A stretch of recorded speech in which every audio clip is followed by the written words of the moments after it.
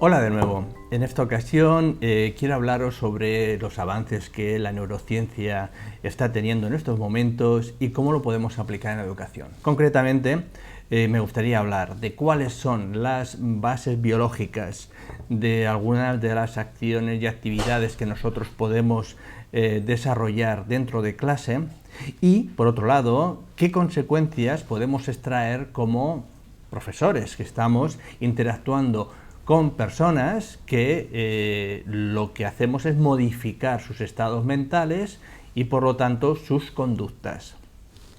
Primero de todo, en este PowerPoint me gustaría que vierais la proporción que lo que llamamos sustancia gris tiene en lo que es la característica física del cerebro.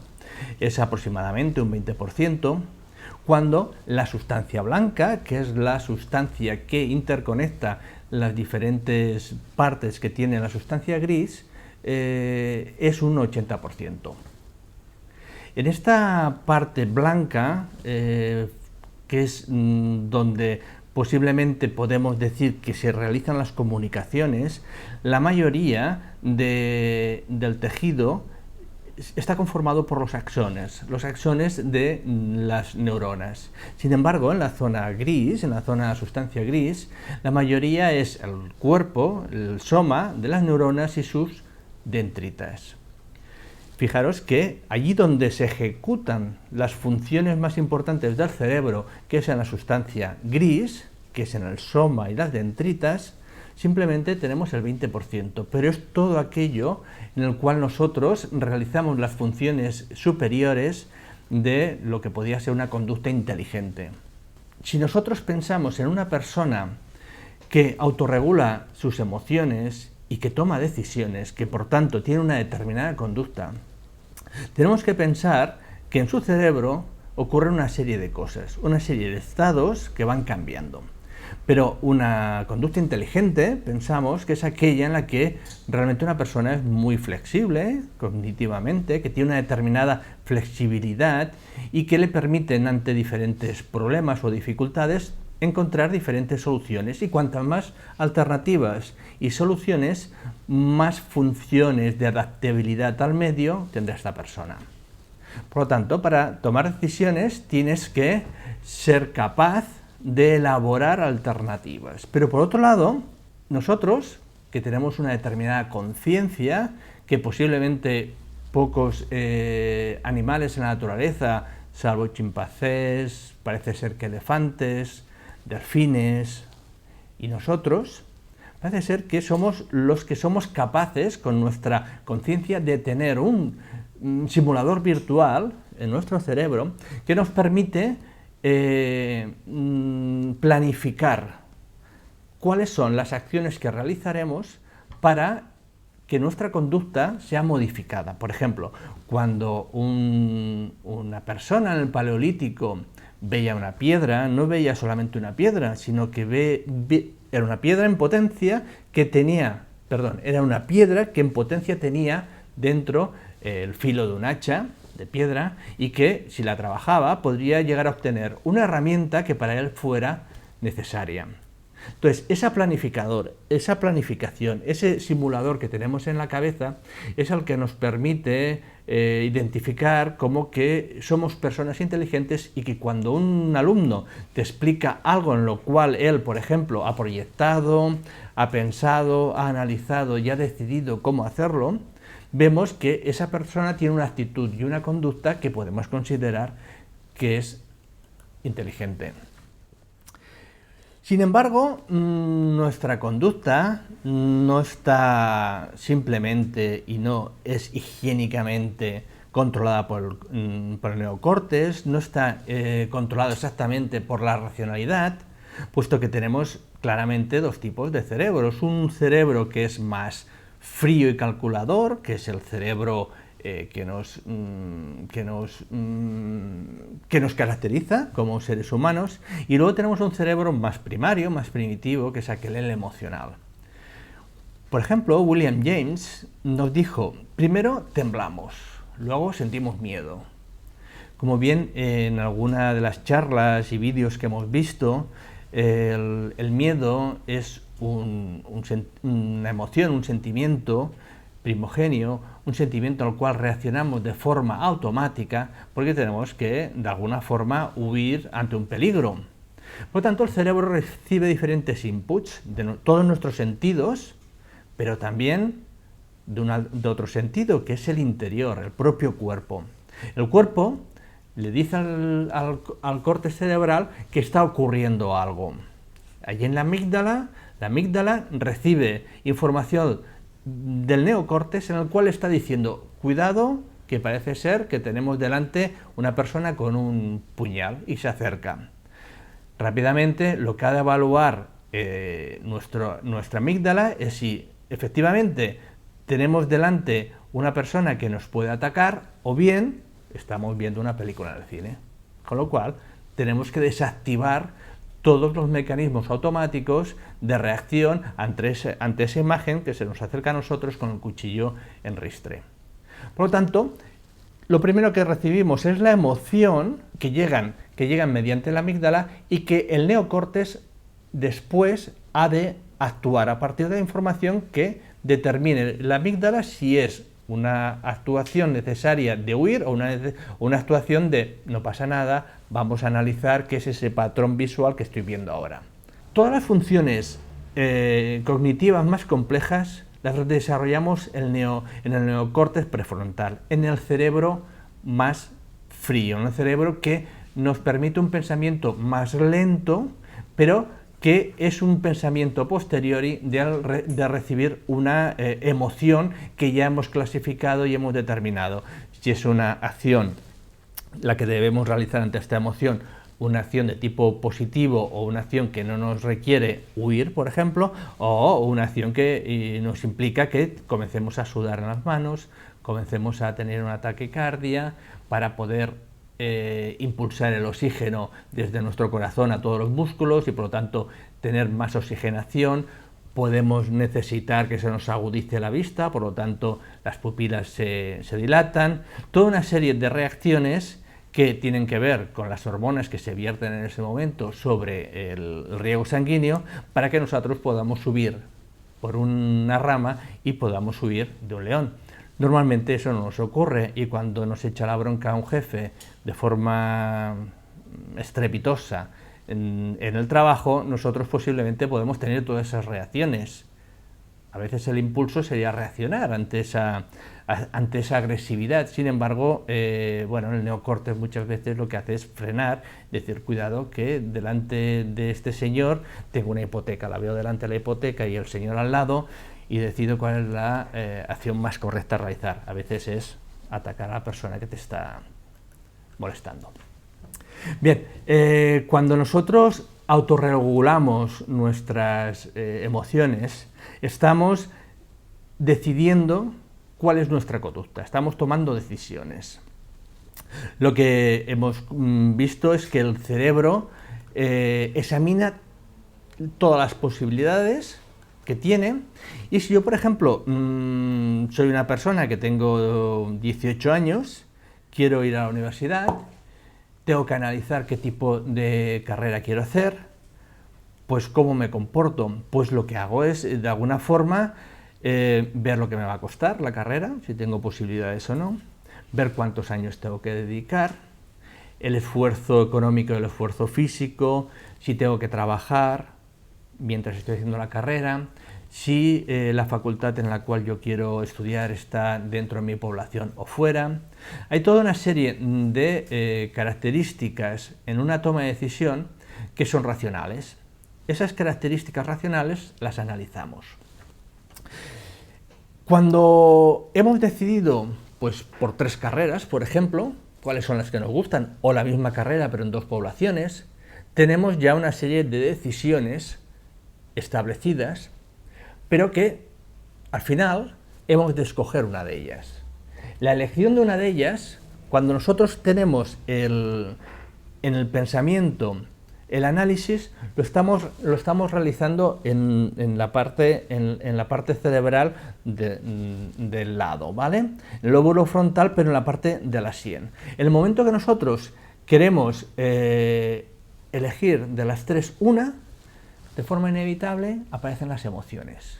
Y en ese momento, todo aquello que teníamos en el lóbulo frontal, pero en la parte de la sien, lo ponemos encima de la zona ocular. Y encima de la órbita ocular es donde aparecen las emociones. Es en ese momento en el que, no sabemos por qué, decidimos una de las tres elecciones. Pero tanto para comprar un producto como para ir a una universidad o para cualquier elección. No sabemos qué nos ocurre, pero aquella impronta emocional más fuerte será la que escojamos al final. Si yo quise hacer biología o medicina o geología, al final pues un recuerdo grato de animales puede ser el que al final me haga inclinarme mucho más por biología que no por medicina, que puedo tener, pues no sé, una impronta de un accidente que no me gustó ver en algún momento. Es al final, cuando has decidido racionalmente, quien decide en último momento son las emociones. Por lo tanto, tenemos claramente dos cerebros, el frío y el caliente. Uno piensa muy lentamente y otro piensa muy rápidamente, demasiado.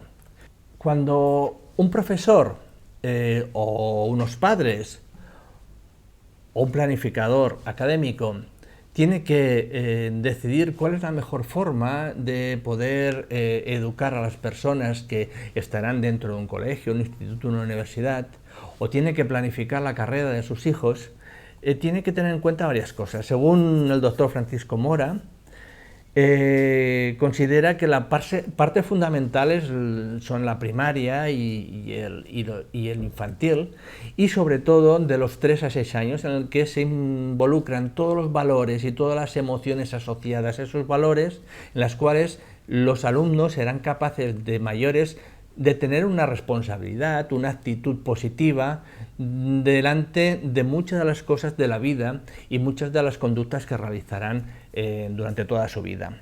Por otro lado, el doctor Javier Tirapu considera que todo el proceso del sistema lento, del sistema frío de racionalidad que tenemos, hasta los 23 años, es un sistema que no completa su desarrollo. Por lo tanto, una neuropedagogía que él sostiene que sería la necesaria dentro de las escuelas, una neuropedagogía que trabajara hasta los 23 años la conformación de conductas deseadas entre los alumnos sería ideal. Vemos que por un lado en la neuroeducación, y ahora comenzamos a juntar ya la palabra neurociencias con educación por parte de Francisco Mora, pues nos destaca la importancia que tienen en el cerebro los años primeros de la primaria o de P3 a P6, a P5, perdón, de los 3 a los 6 años y toda la primaria. ¿Cómo ha sabido las neurociencias que el cerebro tiene determinadas partes que afectan a la conducta, a los valores y a las tomas de decisiones de las personas? Pues simplemente cotejando la bibliografía, en el siglo pasado hay la historia de una persona que era Phineas Gage, que gracias al doctor que lo atendió, que era el doctor Harlow, se conoció su historia, puesto que era una persona que tenía un grupo de trabajo en la construcción de ferrocarriles en Estados Unidos. Mientras él estaba poniendo la dinamita para poder volar un determinado tramo de piedras para poder hacer pasar por allí la trinchera de las vías, bueno, tuvo el accidente de que le explotó ese tramo. Él, como estaba trabajando y apretando la tierra con una barra de hierro, esa barra de hierro le atravesó por la cara y perforó por encima del cráneo. Toda esta parte, la parte de lo que sería el cerebro prefrontal, se vio dañada por la lesión, pero sin embargo él estuvo consciente en todo el momento, le extrajeron la barra y esa persona al final recuperó la salud en poco tiempo. Sin embargo, su doctor, Harlow, pudo observar que su actitud delante de la vida y su conducta había cambiado.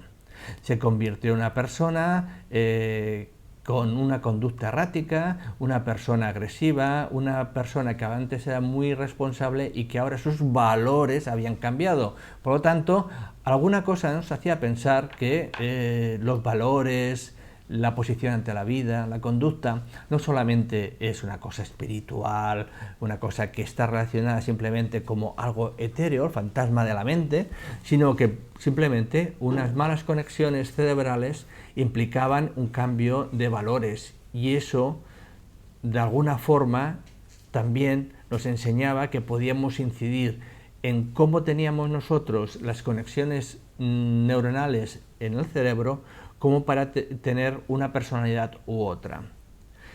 De ello ha deducido Antonio Damasio que hay una relación claramente entre la zona del lóbulo frontal del cerebro y las decisiones y conductas que una persona hace a través de la vida.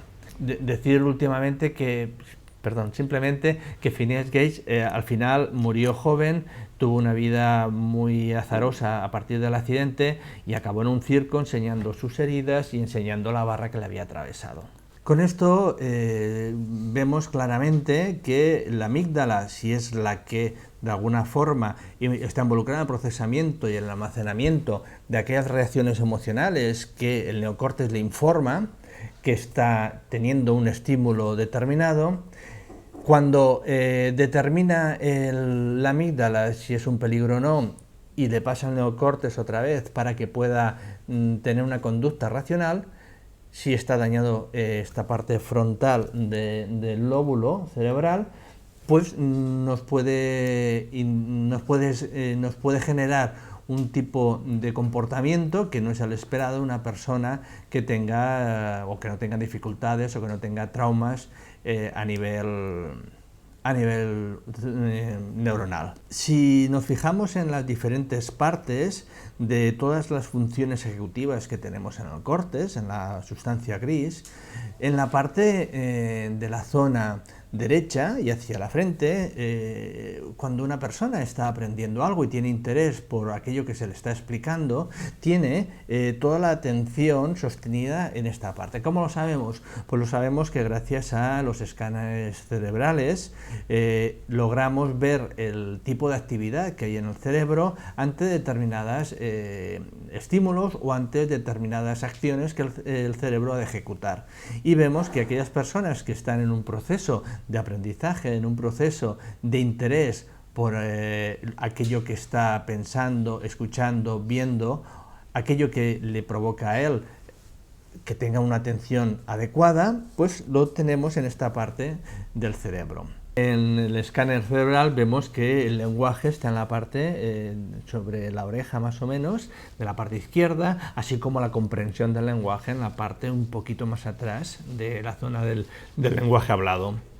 En la nuca hemos observado que está toda la percepción visual, y también en el lóbulo derecho también hemos comprobado que está todo lo relacionado con el dibujo o con el movimiento de los objetos en el espacio, aquello que nosotros podemos hacer una representación en el espacio de un determinado objeto. Y también la música la tenemos encima de la oreja derecha. También en el caso de personas que tienen epilepsia y que tienen algunas experiencias místicas, pues sabemos que se le activan determinadas partes de la sien en el momento que están teniendo bien un ataque de epilepsia o bien una visión mística. Por tanto, y para ir viendo cómo podemos concretarlo dentro de lo que es la neuroeducación, tenemos que un cerebro sano, un cerebro que funciona correctamente, interconecta todas las partes o zonas de la sustancia gris mediante la sustancia blanca, que la sustancia gris es lo que le caracteriza como una buena eficacia en su respuesta y comportamiento cerebral a una persona, y que la sustancia blanca es toda la pavimentación que permite una buena red de conexiones y una velocidad adecuada de conexiones entre las diferentes partes de la sustancia gris. Los profesores a pesar de que no nos demos cuenta, estamos trabajando sobre el cerebro. No trabajamos sobre niños que tienen una mente y que son niños que tienen un cuerpo, pero que, bueno, nosotros no sabemos cómo funciona dentro y por lo tanto no sabemos cómo actuar. No. Nosotros trabajamos sobre cerebros y los cerebros tenemos cada vez más conocimiento de cómo podemos intervenir para modificar tanto la química dentro del cerebro como los circuitos neuronales que se establecen, como motivar a los alumnos para que sientan emoción a la hora del aprendizaje. Por tanto, es necesario que analicemos también las terapias psicológicas. Cuando, por ejemplo, a un niño se le diagnostica una determinada afectación psicológica, muchas veces atendemos a aquello que los expertos en el dictamen nos han explicado que tiene ese niño, cuál es su afectación, y se le proponen determinadas intervenciones para poder corregir esa afectación que tiene el niño, ya sea atención, ya sea dislexia o ya sea hiperactividad. Claro, estas acciones que nosotros intentamos hacer con ellos no necesariamente todas son correctas. Algunas se han comprobado que sí que cambian el cerebro, que sí que consiguen nuevos circuitos neuronales o transformación de los circuitos que tenía este niño. Sin embargo, otras, cuando se han examinado en el escáner, se ve que son nulas, no hacen absolutamente nada. Por tanto, debemos aprender cuáles son aquellas intervenciones que desde la psicología también nos ayudan a actuar con los niños que tienen algún tipo de afectación. Dentro de lo que ves en clase, el espectro autista es bastante importante. El espectro autista muchas veces es diagnosticado en muchos niños y claro, no es lo mismo un niño que tenga un poquito de espectro autista que un Asperger, ¿no? Cuando los padres están súper preocupados porque consideran que su hijo pues, tendrá menos rendimiento porque tiene algún tipo de autismo, o que están también todo el día encima de ellos intentando ver que son autistas, mi idea, y así se lo he expresado a los padres, es que les están cambiando a nivel neurológico los propios estados mentales del niño y le están influyendo para que él se comporte también muchas veces como si tuviera algún tipo de afectación autista. El autismo parece ser que está relacionado con la hipótesis del cerebro masculinizado. El caso es que las niñas tienen menos autismo que los niños, y eso es una realidad. Una niña de cada 7 o 8 niños solamente tiene autismo. Y sabemos también que, que las madres que en el embarazo han tenido muchísima testosterona han hecho que el tipo de cerebro sea más masculino o más femenino. Los cerebros más masculinizados, y ya os digo que es una hipótesis del cerebro masculinizado, tienen menos empatía, tienen menos neuronas dedicadas a la sociabilización y provocan determinadas personas con un coeficiente intelectual bastante alto, que son, por ejemplo, Asperger, pero que tienen una serie de dificultades de relaciones sociales ligadas muchas veces a la imprevisibilidad de la conducta de las otras personas y también a que son incapaces de mentir. Pero la mentira, sin embargo, es adaptativa. En determinados momentos no le podemos decir a una persona que nos dice mira qué guapa estoy, que vengo de la peluquería, no le puedes decir hombre, pues no te veo tan guapa, ¿no? ¿Por qué? Porque estamos creando una situación con aquella persona que no es la deseada. Bien, esa mentira que es adaptativa, ellos son incapaces de entenderlo. Ellos entienden muy bien las leyes físicas y razonan correctamente cómo deben ser las cosas y cómo prevén y por lo tanto cómo predicen que será el comportamiento de las cosas, y una persona que le diga una cosa que no esperan pues les crea bastante malestar. Es el caso, si habéis visto en la serie The Big Bang Theory, pues el caso de Sheldon. El personaje de Sheldon es el típico Asperger. ¿Cómo podemos saber si nosotros hemos tenido mucho baño de testosterona en el cuerpo cuando estábamos en la placenta de la madre? Pues simplemente mirando el dedo índice. Si el dedo índice es más pequeño o es más corto que el anular, ya sabes si tienes más empatía o menos. Yo debo tener poca empatía, ¿eh? Pero bueno, tampoco creo que sea autista ni Asperger. En este caso, un profesor, y lo comprobamos, en los niños que tienen algunas dificultades podemos saber pues, si eso, la hipótesis del cerebro masculinizado es correcto. También, y ligando ya con todo este tipo de socialización en el colegio y en clase, vemos que aquellos niños que tienen una mejor sociabilización también aprenden más correctamente. Vemos también que hay niños que tienen diferentes ciclos biológicos durante el día, en el que en un momento están más despiertos, en otro momento tienen más dificultades. Aquellos niños que son más despiertos a primera hora de la mañana, pues su atención hacia la clase pues es mejor, es más adecuada, el profesor puede avanzar con ellos, pero no todos son iguales. Algunos se despiertan a media mañana y otros se despiertan un poquito más tarde. Hay quien, en mi caso por ejemplo, yo me despierto más hacia la tarde y puedo estar hasta las tantas de la madrugada despierto. En cambio por la mañana pues tengo un ciclo biológico que es bajo por las mañanas. Pero sin embargo, y esto ya tiene que ver con el comportamiento de las personas a partir de cambios cerebrales, pues se ha hecho un estudio en Estados Unidos en el que se veían que diferentes niños, por la razón que explicaba, tenían diferentes resultados por la mañana o por la tarde.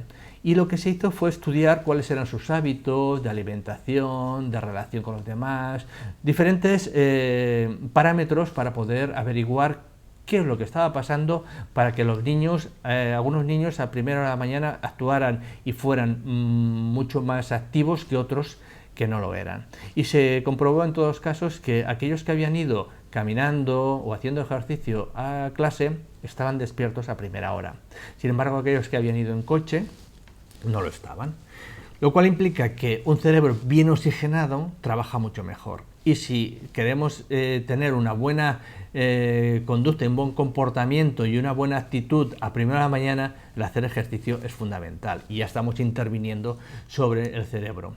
Por otro lado, al cerebro le gusta la curiosidad, le gustan los retos, le gusta todo aquello que le implique alguna superación de una meta. Y en los TAC, cuando se hace un escáner, se comprueban que aquellos alumnos que tienen los mejores test de personalidad, test de psicotécnicos y tal, los que tienen mejores resultados no son los que tienen más neuronas activas en ese momento. Al contrario, aquellos que tienen menos neuronas activas, y se puede ver en un escáner, son los que hacen los mejores test. ¿Por qué? Porque no despierta ningún tipo de curiosidad. Como lo saben hacer y saben cómo hacerlo, lo hacen rápidamente. Si tú estás conduciendo, tú conduces y sabes conducir desde hace tiempo y tienes ese hábito, conduces de forma inconsciente, eres competente inconscientemente. Por tanto, la cantidad de neuronas que el cerebro recluta para poder hacer esa actividad son pocas, las justas y necesarias, y las otras las dedica a lo que necesite. En cambio, aquellos alumnos que intentan hacer un psicotécnico y no lo han hecho nunca y tienen que averiguar cómo funcionan pues las respuestas lógicas, las respuestas de relación, etcétera, etcétera, tienen que reclutar muchas más neuronas para poder hacerlo. Por lo tanto, tienen una actividad cerebral mayor que aquellos que tienen mejores resultados. Si tú eres un novato en la conducción, eres una persona bastante incompetente y además incompetente consciente, y con que lo sabes tienes toda tu atención puesta sobre ese caso. Por tanto, a la hora de poder aplicar estos conocimientos en la neurociencia, tenemos siempre que buscar cómo activar el máximo de neuronas en los alumnos, cómo crear improntas dentro de lo que son sus circuitos neuronales, cómo llamar su atención y cómo hacer que sus respuestas sean lo más inteligentes posibles. Y todos esos parámetros que tenemos que hacer, tenemos alguna serie de indicaciones por parte de las neurociencias. Bueno, pues hasta aquí este segundo vídeo y continuamos en otro.